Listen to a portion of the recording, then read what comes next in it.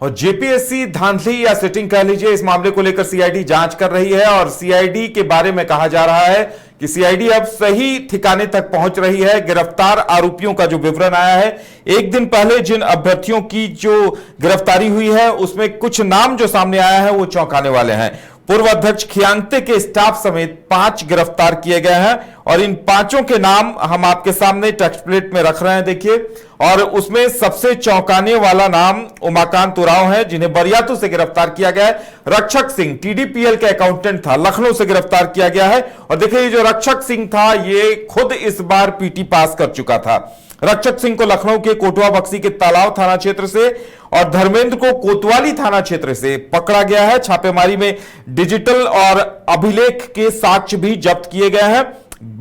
विभाग ने बताया कि मामले की जांच जारी है और आगे प्राप्त साक्ष्यों के आधार पर विधि सम्मत कार्रवाई की जाएगी। तो देखिए, ये जो तथ्य सामने आए हैं ये चौंकाने वाले हैं और जिस तरह से गड़बड़ियां सामने आई हैं, अब एक एक करके उसकी परतें जब खुल रही हैं, बताया जा रहा है कि आज भी हजारीबाग से कुछ लोगों को गिरफ्तार किया गया है और 14वीं जेपीएससी पीटी में अभय तिवारी का भाई अक्षय और उसकी पत्नी टीडीपीएल के अकाउंटेंट रक्षक सिंह भी पास हुआ है। और उसके बाद से कई सवाल सामने हैं। अब देखिए, ओएमआर सीट को लेकर जो जानकारी आ रही है, ओएमआर सीट को जो जानकारी आई है कि 5 अगस्त तक सीआईडी के पास लगभग 1700 अभ्यर्थियों ने ओएमआर सीट की कार्बन कॉपी सौंप दी है।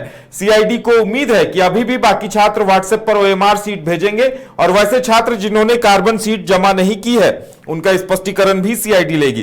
देखिए, परीक्षा अभी तक 2204 अभ्यर्थियों ने पास की है, लेकिन ओएमआर सीट सिर्फ 1700 अभ्यर्थियों ने भेजी है। और यह माना जा रहा है कि सेटिंग जिन अभ्यर्थियों की हुई थी उनसे ओएमआर सीट एजेंटों ने ले लिया था। ओएमआर सीट के साथ चेक, जमीन के कागजात, पैसे, मूल सर्टिफिकेट, मूल प्रमाण पत्र भी ले लिए गए थे।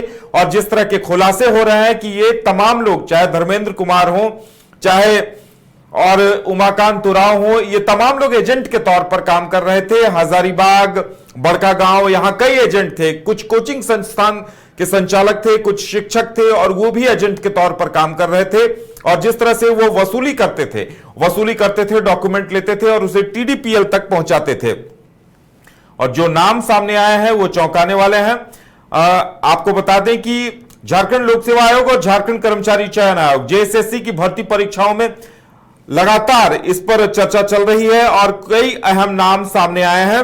और सबसे बड़ी बात यह है कि जो लोग जो गिरफ्तार किए गए हैं उनमें कुछ ऐसे नाम सामने हैं जिनके बारे में अभी तक पूरी तरह से तथ्यों का खुलासा नहीं हुआ है। जो उमाकांत उरांव थे, उम्मीदवारों को ये एजेंट के तौर पर काम करते थे और इन्हें टीडीपीएल के लोगों से मिलवाया जाता था।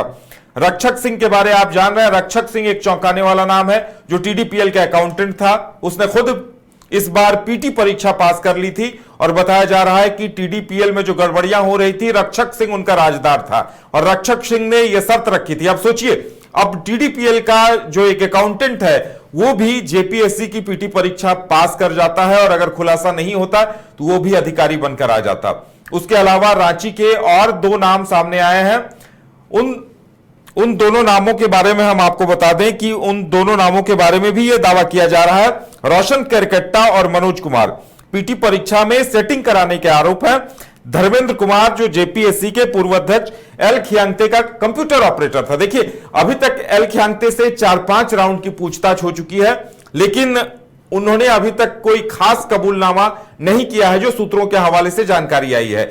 लेकिन जब उनके कंप्यूटर ऑपरेटर को अरेस्ट कर लिया गया है, जिसका नाम धर्मेंद्र कुमार था, तो अब वो भी शक के दायरे में आ गए हैं, घेरे में आ गए हैं। सीआईडी उनकी गिरफ्तारी को लेकर क्या करती है ये देखने वाली बात होगी। लेकिन अगर टीडीपीएल पर सवाल उठ रहे हैं और टीडीपीएल तमाम कागजात लेकर जाता था, टीडीपीएल के एजेंटों के पास से चेक बरामद हो रहे हैं, जमीन के कागजात बरामद हो रहे हैं, मूल प्रमाण पत्र जमा हो रहे हैं, तो आप समझ सकते हैं गड़बड़ी किस लेवल पर हो रही थी। अब इंतजार इस बात का है कि आगे सीआईडी इन चीजों का खुलासा कब तक करती है और लगभग जिन 500 अभ्यर्थियों के ओएमआर सीट की कार्बन कॉपी सीआईडी को नहीं मिली है उनसे स्पष्टीकरण क्या मांगा जाता है, स्पष्टीकरण वो क्या देते हैं। लेकिन देखिए, इसका एक पहलू यह भी है कि जब यह मामला अदालत की चौखट तक पहुंचेगा, सीआईडी ये कहेगी कि इनके पास ओएमआर सीट की कार्बन कॉपी क्यों नहीं है, तो अभ्यर्थी ये भी कह सकते हैं कि भाई आपने नोटिफिकेशन में कहीं ये नहीं लिखा था कि ओएमआर सीट की कार्बन कॉपी रखनी है।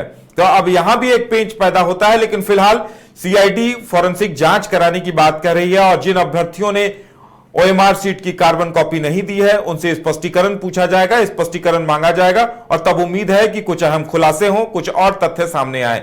और आज भी देखिए हजारीबाग से कुछ एजेंट्स की गिरफ्तारी की खबर है। अभी तक नामों की पुष्टि नहीं हुई है, हमें भी इंतजार है कि कब तक सूत्रों के जरिए यह जानकारी हम तक पहुंचती है। लेकिन इतना तय है कि सीआईडी जिस दिशा में आगे बढ़ रही है वो ठोस दिशा में आगे बढ़ रही है। अब इन तथ्यों का कितना खुलासा होता है, पब्लिक डोमेन में अभ्यर्थियों के पास ये चीजें कितनी आती हैं, इसके लिए हमें भी थोड़ा इंतजार करना होगा।